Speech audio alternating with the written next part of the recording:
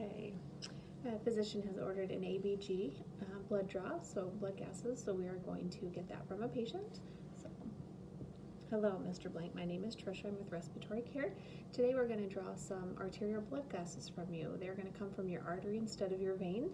So this will tell us and give us a picture of how your breathing is affecting your ventilation and see if things are, what's going on there. So we are going to take that from your forearm. So first I'm going to perform what we call an Allen's test. I'm going to have you fist your hand, or make your hand into a fist, and I'm going to put pressure on both your radial and your ulnar arteries. All right, we've got the pressure there, and then I'm going to go ahead and release the pressure. Go ahead and open your hand for me, and that should be, the palm of your hand is white, and then I'm going to release the pressure on your ulnar artery, and within a few seconds here I see that the skin color is returning, so that is a good sign. That means you have enough collateral circulation that we can perform it on this arm here. So we have your arm placed on a towel, and it will be bent just slightly. I have a little arm to work with, so I would normally put my hand in the palm of the hand and then palpate for the artery here.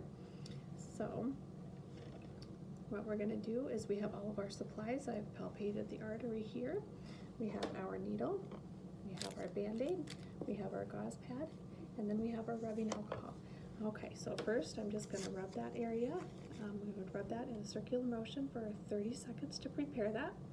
And then I'm going to clean off my gloves and the tips of my fingers. And then I'm going to turn this a little way because I'm left-handed. So again, I place my hand to steady the hand in the palm of the patient's hand, palpate the area, and then I want a 45-degree angle with the needle. So I'm going to slightly bevel up, and first we're going to draw back. This is a pre-heparinized syringe, so we're going to draw back about a half a cc. That's about the amount we need. Actually, I'm going to go a little bit further than that, but about a half a cc is what we would need. So, all right, we've got that palpation, 45-degree angle, and I'm going to slowly place that needle into the arm until the blood draws back. That will fill to where we need it. We'll take our gauze pad and go ahead and place pressure. We're going to place pressure on this area. Prior to doing the ABG, we're going to look at their chart and see if there's any coagulation disorders, or if they're on a blood thinner, we would need to hold that a little bit longer. We're going to hold that for 2 to 5 minutes. Again, it would be longer if they have a coagulation disorder or they are on blood thinners.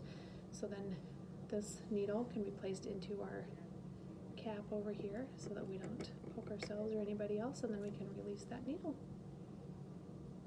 After we're done with that, we'd place that Band-Aid on the patient.